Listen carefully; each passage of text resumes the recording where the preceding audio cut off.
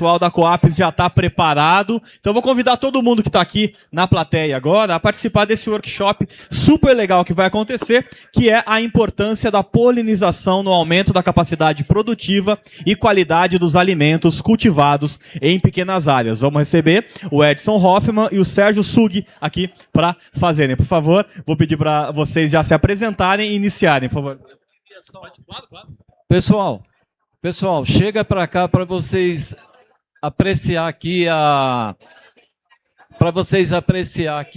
apresentação.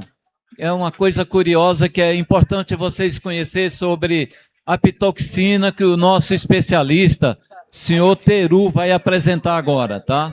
Então, a novidade para vocês, tá? Que vocês vão ter a oportunidade de conhecer, tá? Chega para cá, assim, pra vocês verem mais de perto, tá? Obrigado. Pode levar o microfone para eles, pode levar. Teru, se apresente e fala o seu tema.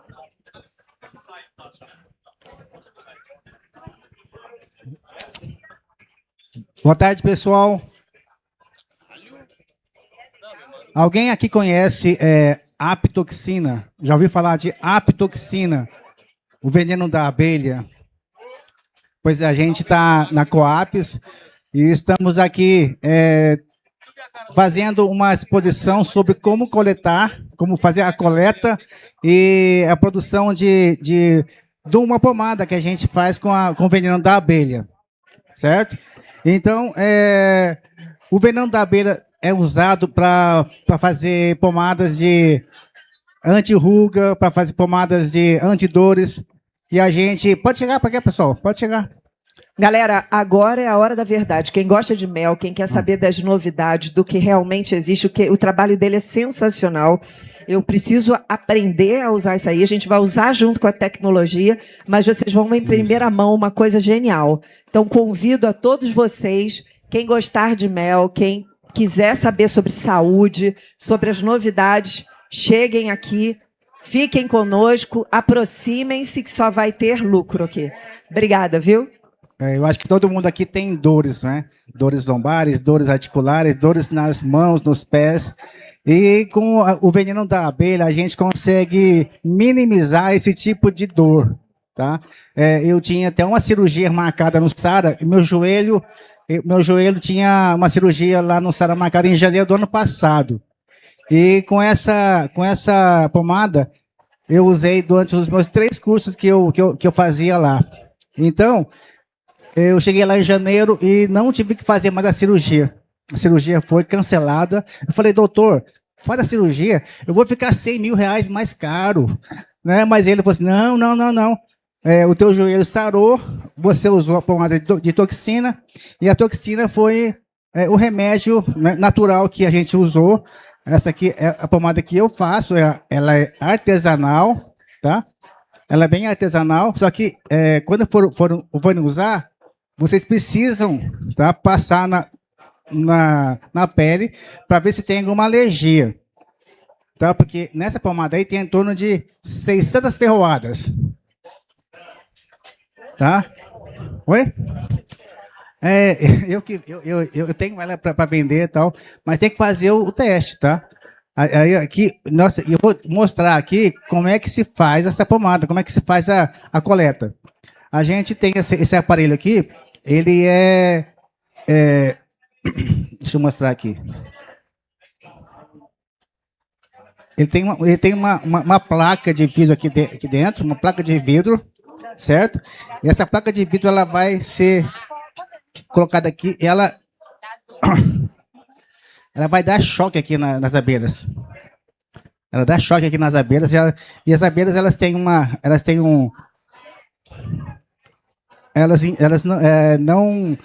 não vão ferroar aqui, então elas não vão morrer, tá? Como elas não vão morrer, elas vão injetar na placa de vidro que a gente vai colocar no aparelho aqui. Esse aparelho, deixa eu ver, pera. Então ele dá choque. Dá choque. Eu deixo a caixa de abelha lá no apiário. E ele dá choque nas abelhas. E com o choque ela vai fazendo com que ela injete na placa de vidro o veneno.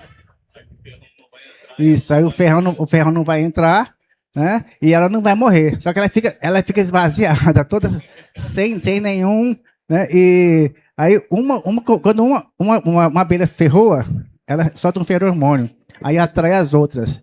Aí todo mundo vai para a placa de vidro aqui assim e leva choque também, né? E a gente tem que ficar dentro do apiário batendo na caixa para as abelhas que estão lá embaixo subir, certo? E começar a soltar o feromônio com a toxina. Aí a gente leva para o laboratório depois, manipula, tá? Então, quando a gente coloca lá na caixa de abelha, vai ficar lá em torno de 1 hora, certo? Uma vez eu e o Edson esquecemos lá a caixa de abelha. Vamos tomar uma cervejinha? Esquecemos lá, ficou 2h30. Nós tiramos 2,5 gramas de aptoxina. Mas o normal é ficar só 1 hora mesmo para tirar 1 grama de aptoxina. A aptoxina, ela o valor da aptoxina hoje, R$150 mil o quilo. Tá? 1 grama, R$150. Com a pomada, a gente consegue 1 grama fazer R$2.000 com a pomada, por causa que a gente manipula e revende, né? Mas o intuito dela, eu estou pesquisando, fazendo uma pesquisa na UFG. Na UFG, a gente está lá querendo produzir uma melitina nanoencapsulada. Vamos retirar a melitina, nanoencapsular para usar na pele. As mulheres vão gostar por causa que um creme anti-rugas, natural. Eu aplico Botox e tal, mas assim, esse creme vai ser anti-ruga, contra rugas e vai ficar também, a pele vai ficar mais jovem, certo? Então, a gente está tentando pesquisar, está tentando levar isso aí para as pessoas e tal. No Brasil, acho que não tem, deve ter só eu e mais um que produz esse tipo de toxina para fazer a pomada. Não tem mais gente que faça isso, não. E quem faz também esse tipo de palestras, de dar cursos, é eu e mais um só. Eu e Ednei Magalhães, lá da Bahia. E é uma tecnologia nova.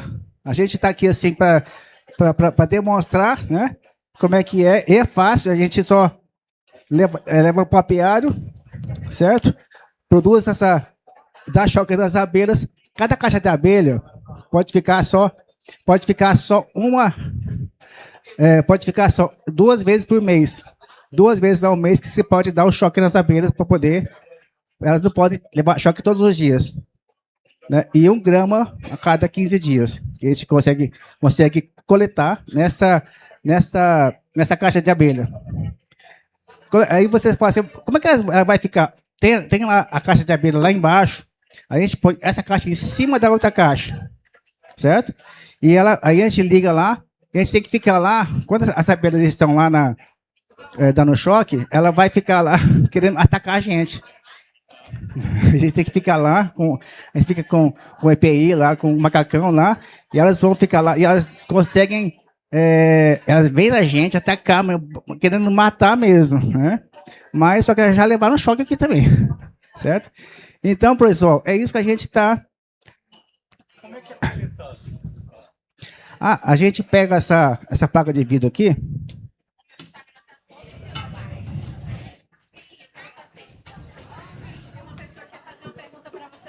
Certo.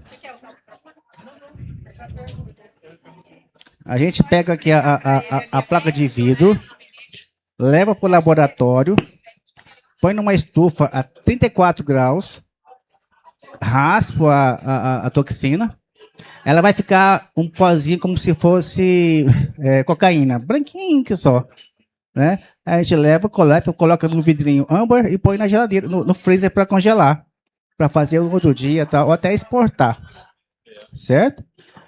E a gente vai raspa ela todinha e tal. Cada caixa tem 6 placas.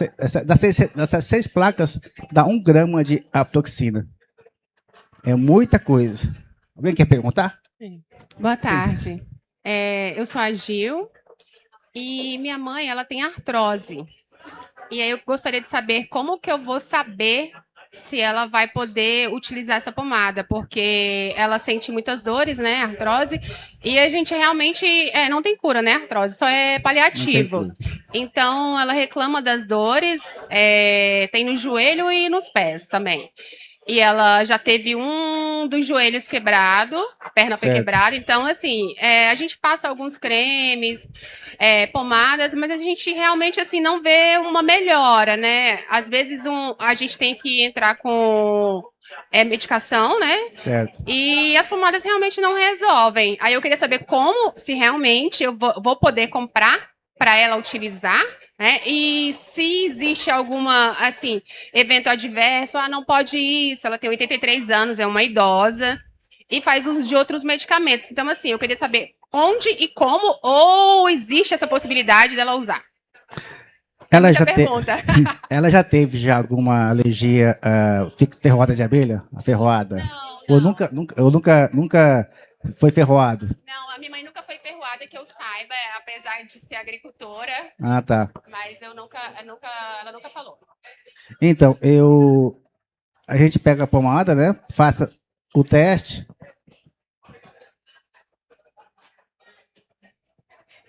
Só um pouquinho aqui assim, ó. Passa. Você já fica com o feno regando do lado. Sério. Porque aqui tem 600 ferroadas. Uma já mata. Imagina 600. Tá? Passou aqui e tal. Esperou 10 minutinhos. Não deu problema nenhum. Não deu nenhuma reação de coceira. Fechar edema de glote. Tá? Você pode usar normalmente tal. E eu te garanto, tá? 99% dos pacientes que usaram, 1% porque teve alergia, dos que usaram a pomada, não teve mais dor nenhuma. Tá? Para artrose, então, dor no ombro, no cotovelo, nas mãos, não parece assim, ela como se fosse uma curativa. A gente está procurando na UFG pesquisar para não encapsular só a melitina, tá? E para fazer um creme anti-ruga. Esse aí é outro projeto. Mas esse aqui ele é meio artesanal. Eu comecei a fazer e tal, começou a dar resposta, eu falei assim, opa. Só que assim, a gente tem que testar antes. Coçou, vai lá, lava as mãos, sabão, passa álcool, toma um antialérgico. Quando eu fiz o teste, né, Teru? Eu lembro que o Teru passou em mim aqui, na mão, e demorou em 5 minutinhos, o meu rosto começou a ficar vermelho, como se estivesse esquentando. Aí ele falou, é uma reação alérgica, vai lá, lava, porque às vezes a gente acha que uma coceira no rosto pode não ter a ver, porque a gente espera o vermelhidão no local, né? E é importante a gente observar as outras partes do corpo, se não vai dar nenhum sinal. Isso. Deu alergia, tomou antialérgico, e se for mais grave, corre para o hospital para tomar adrenalina. O ideal seria fazer um teste mesmo de alergia antes, né, Teru? Não, mas só o teste aqui e tal, assim, porque com a pele lava, passa álcool e tal, toma um antialérgico, resolve. Tá certo? Mas assim, faz o teste só um pouquinho só, mas bem pouquinho mesmo. Esperou, não deu coceira nenhuma, tá? Mas como ela é agricultora, ela deve saber se ela é alérgica ou não à ferroada de abelha, que ela já deve ter encontrado umas no caminho aí. Ela tem isso, ela tem a dor aonde? Ela tem os joelhos, ela No reclama. joelho? Isso. Ela reclama muito nos joelhos e nos pés também, né? Ela sente muitas dores. E eu sou corredora amadora, e aí eu corro. Eu não tenho nenhuma lesão, mas apesar de ter os 2 pés quebrados, eu sinto muitas dores também. Nossa, mas Não sou proibida de correr, mas assim, aí eu sinto. Não tenho nenhuma lesão que me proíba de correr. tá, certo. Entendeu? Mas vai ser excelente. Assim, aí eu passo canela de velho, vou colocando. Entendi. Mas vai ser excelente para você passar a pomada e tal, e você vai sentir assim Até pra mim. alívio, até para você. Entendeu? Olha, tem gente que usa só uma vez, só um desses frasquinhos aqui e tal, e não usa mais não. Ó, sarou. No momento, inclusive, estou sentindo muita dor no joelho. Tem uma artrose. Tem, né? Quer fazer o teste? Vamos lá. Faz o teste nele, Teru. Só um pic... Você já foi ferroada por abelha? Já, mas eu não tive problema. Já não, né? Teve Você quer assim fazer no o teste local, também? né? Que até me ensinaram que eu não devo O chá, o... Foi ferrado por abelha já? Teru, faz o teste nela também. Pera, deixa eu esfregar. Espera aí, vamos ver se tem alergia. Pelo amor de Deus, isso aqui ele é muito potente mesmo, tá? Muito potente. Eu quero gostoso. Você viu o que ele tem, ó? Olha o que ele tem aqui, ó. Consegue ler aí, ó? Teru, É só eu que produzo. passa nela aí. É artesanal. Na Coaps tem. Fica na Fercal, Na Fercal. mas você pode ter acesso ao nosso Instagram, pode chamar a gente Pode pelo chamar a Instagram, a gente. gente manda entregar qualquer E eu coisa, né? Entrego só um pouquinho, pelo amor de Deus. Isso, podemos sim mandar entregar. Nós estamos na Fercal. Fercal. Você vai testar no teu joelho, vou fazer ao vivo aqui. Não teve alergia, não? Não tá dando coceira em nada? 10 minutinhos, peraí, 10 minutinhos. Espera uns 10 minutinhos. 10 minutinhos. Marca aí, os 10 Peraí, minutinhos. tá? Enquanto o pessoal vai esperando, tem mais alguma coisa, Teru? Não, só isso mesmo aí. A gente só está esperando agora umas respostas da UFG para a gente fazer uma outra propriedade que é para as mulheres vão adorar. Anti-ruga. Vai ser excelente anti-ruga. Isso. Agora o Edson, enquanto isso, ele vai falar um pouquinho sobre polinização. Boa tarde. Tá saindo legal, né? Tá. Eu sou apicultor desde quando eu me conheço por gente. Eu acho que a minha primeira memória de abelha eu devia ter uns 5 anos. Meu avô, meu pai criavam abelhas para mel, consumo da família, mas eu mexo numa escala profissional já há uns 30 anos. Eu estou me especializando em fazer polinização, porque no Brasil não se tem o hábito de contratar abelhas para polinizar. Existe uma resistência do produtor rural, porque ele entende que o apicultor é o eco-chato. O apicultor tem uma resistência ao produtor porque acha que ele é um matador de abelha. Então, isso cria uma barreira e eu estou trabalhando para quebrar essa barreira, né?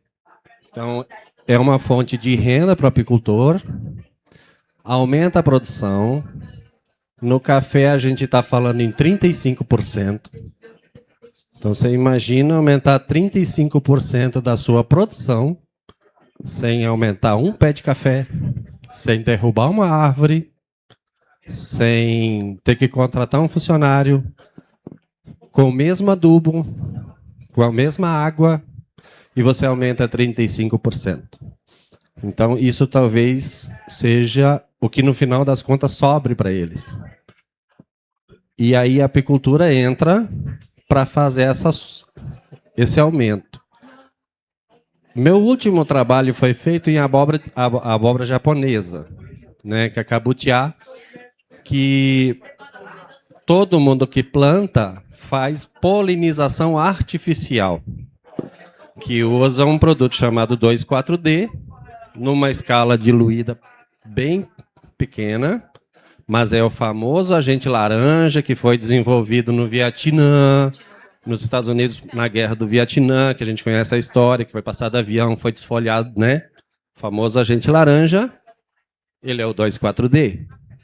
Então, numa escala de 1 ml para 1000 ml de água, ele funciona como um hormônio para fecundar as flores. Porém, a abóbora japonesa, ela fica enrugada, ela fica cascuda. E quando você usa... E aí você precisa de pessoas, tem que chegar lá às 5 horas da manhã, ela precisa ser polinizada até 9 horas da manhã, porque depois das 9, se ela não for polinizada, a planta por si só vai abortar. Então você tem que trazer um funcionário que chegue na fazenda às 5 da manhã, comece a trabalhar com um produto que é o 2,4-D, e tem que ser feito até 9 horas da manhã. Existe um custo, principalmente de ônibus, de logística e tudo, e você tem um produto cascudo. Então você usa a abelha acorda às 5 horas da manhã, vai lá, faz o serviço e a abóbora vai ficar mais lisa. Porque com a polinização natural, ela não cria aquela casca dura. Aquela casca dura é provocada por causa da polinização artificial. Então, agora nós estamos no segundo problema. Que o cliente, quando chega no supermercado, ele vê a abóbora japonesa com uma casca diferente. Ele fala, isso aqui não é a mesma abóbora japonesa que eu sempre compro. Então, uma cadeia de coisas que precisam ser resolvidas e esclarecidas, sabe? Porque as pessoas querem o orgânico, mas quando ele chega às vezes de uma forma diferente, às vezes menor, às vezes maior, às vezes mais liso, e as pessoas acham que não é aquela fruta que ela está acostumada, né? Mas esse meu ramo é polinização. Então, a gente está desenvolvendo com a Emater uma polinização de soja. Se fala em 5% de aumento de produtividade, mas eu tenho minhas dúvidas, né? Essa barreira produtor-apicultor, ela precisa ser bem conversada, porque se ele fizer uma aplicação de inseticida em um momento que a planta está na florada, inseticida mata a abelha. Então ele tem que fazer um inseticida pré-florada. E se ele for fazer um pós-florada, nessa janela ele não pode fazer. Mas ele vai ter um aumento de produção. Ou pelo menos uma redução de custo. Eu vou ter uma segunda fonte de renda. Porque se eu for viver da renda do mel, eu só vou ter uma safra por ano, que é em outubro. Se eu conseguir fazer a safra e conseguir fazer renda, ótimo. Se eu não fiz, perdi. Só tenho uma chance. Na polinização, eu tenho outras fontes de renda. É que nem a apitoxina, é mais uma fonte de renda. Então, fomenta a apicultura e tem que desenvolver um ganha-ganha. Que ainda, na prática, tem muita resistência, né? Mas a gente vem quebrando. A primeira polinização de abóbora que eu fiz, eu levei minhas abelhas e coloquei lá para ele de graça. Porque o investimento era dele, tudo era dele, e todo mundo sempre polinizou artificial.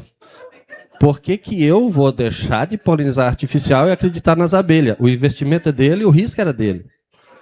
A gente pegou uma área, marcou 4 pontos, mais ou menos 2.000 metros quadrados.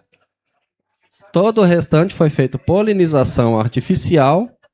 Esse espaço marcado, não. E aí, após 15 dias, ele, por si só, chegou à conclusão que a parte demarcada, onde não teve polinização artificial, tinha a mesma quantidade de frutos que a parte feita artificial.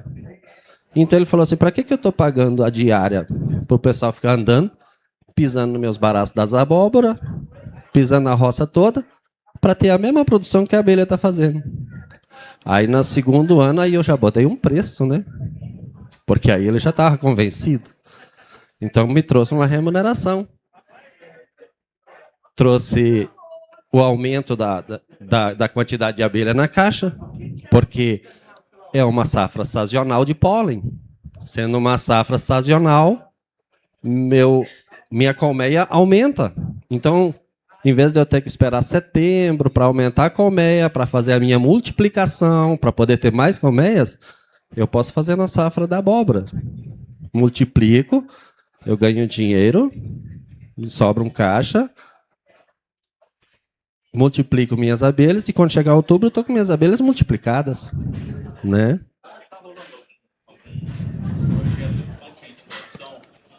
Existe no Mato Grosso com a AproSoja, está muito mais adiantado. Aqui em Brasília e na região em volta de Brasília ainda não tem, porém este ano chegou uma pessoa na Emater que era de Mato Grosso, que vem trazer para cá a experiência dela com soja no Mato Grosso. Então a gente já fez uma área de soja, mas ainda um embrião, né? Ainda muito iniciante. Mas a parte de frutas está bem adiantada. Junto com a Emater, a Coapes vai fazer a rota da fruticultura aqui de Brasília, porque aqui em volta de Brasília a gente tem muita fruta, muita plantação de frutas. E aí a Apis faz algumas flores, algumas frutas. A abelha nativa sem ferrão faz outras. Por exemplo, o maracujá, por exemplo, tem uma abelha específica para fecundar o maracujá. Então, cada cultura depende de um tipo de abelha.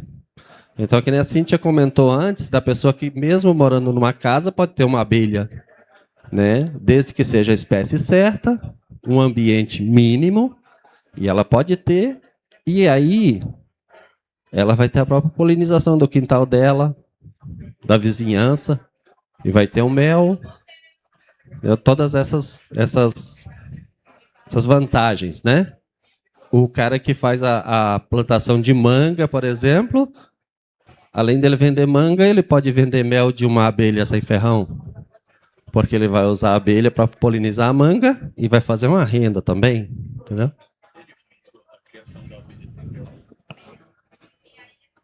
É difícil a criação de abelha sem ferrão? Ela não é difícil. Ela é menos adaptável. A Apis, ela é mais adaptável. A nossa Apis, ela tem uma genética europeia com africana. Isso. Então a gente chama hoje de abelha brasileira e ela é muito adaptada para o cerrado, savana tropical. Já a abelha sem ferrão, ela tem umas particularidades. Alguma espécie de abelha, ela é seletiva, só visita a flor de uma determinada espécie de planta. Então, às vezes, por exemplo, você vai trazer uma uruçu para a cidade e daqui a 6 meses a tua uruçu morre. E não é porque faltou flor, é porque a flor que a uruçu usa não está disponível. Então, é bem mais delicado. Então as abelhas Mas são bem seletivas. Então, Sim. Então, se você pegar a abelha jataí, ela é mais adaptável. É uma abelha menor, então ela visita vários tipos de planta, funciona muito bem. Mas se você pegar a uruçu, que é uma abelha grande, onde ela tem uma demanda de alimento muito grande, e ela não visita... Ah, porque tem um pé de manga na praça, está florescendo. Tem um pé de manga florescendo, mas ela não visita. não, aqui, ó.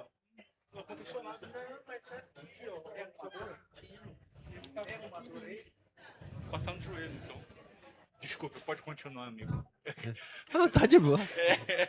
Então, você poder criar abelha sem ferrão em apartamento, se for apartamento baixo, pode. Se você mora lá no 26º andar, aí fica um pouco alto, né, para a bichinha subir lá em cima e tal. Então, assim, há que estudar a sua moradia para ver.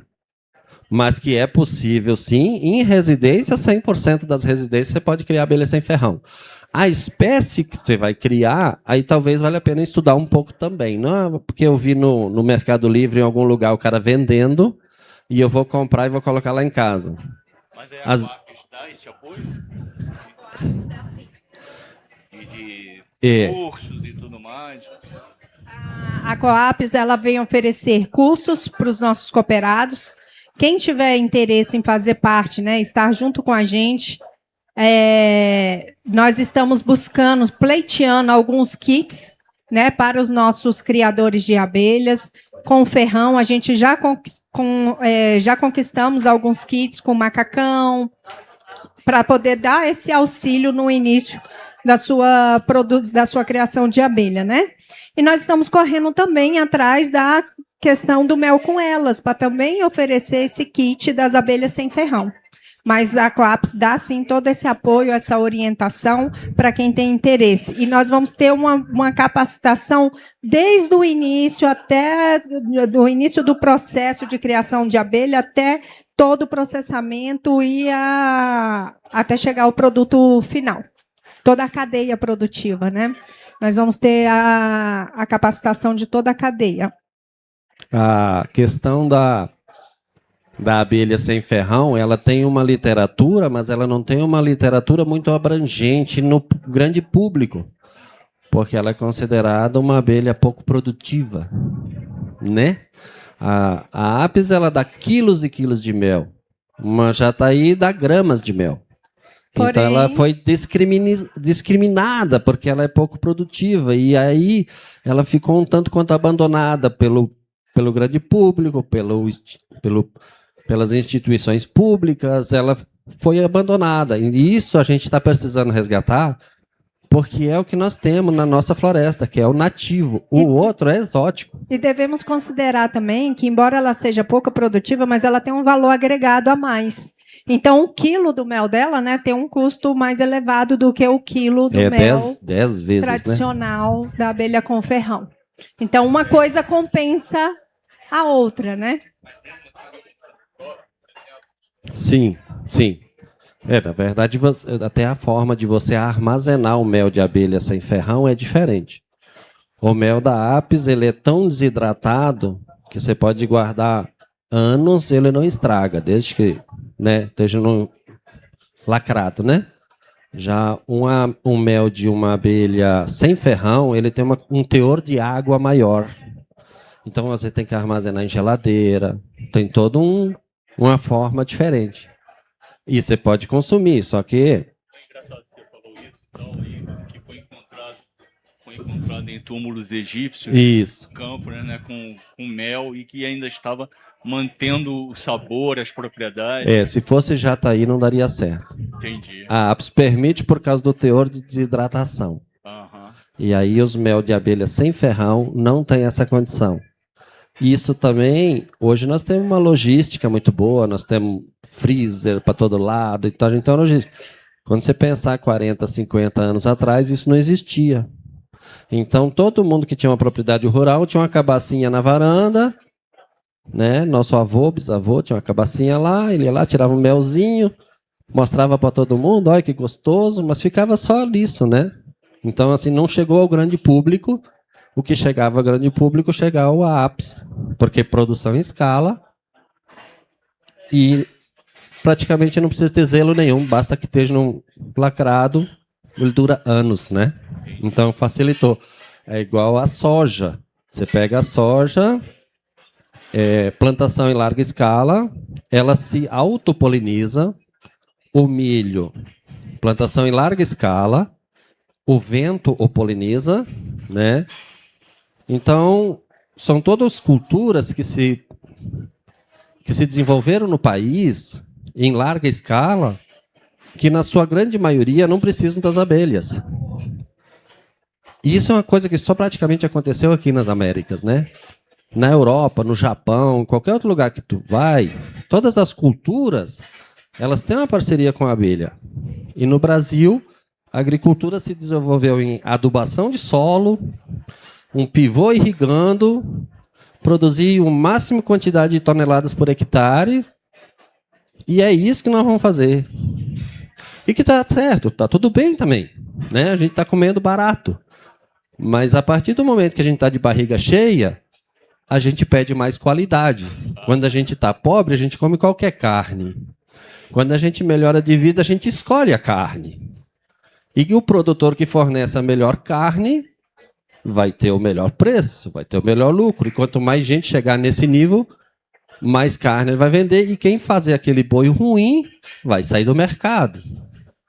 Então a apicultura no Brasil, ela está tentando quebrar isso porque há muitos anos a apicultura nossa foi basicamente larga escala. Tempero, essas coisas, não, a gente importa. Vamos plantar soja, milho, criar boi. O tempero, a gente importa. E nessa história, a nossa abelhinha sem ferrão ficou para trás. e o processo de polinização natural foi abandonado. Aí existem diversas universidades que fazem alguns estudos e tal, mas tudo na escala pública, na escala privada, muito pouco. Então, até aí para conseguir fazer polinização, eu preciso, às vezes, fazer um serviço de graça para mostrar para o São Tomé que é verdade, que funciona, para depois poder cobrar, né? Então, é o dilema da apicultura brasileira. Obrigada, Edson. Obrigado pela sua participação. Obrigado, Sérgio, Teru.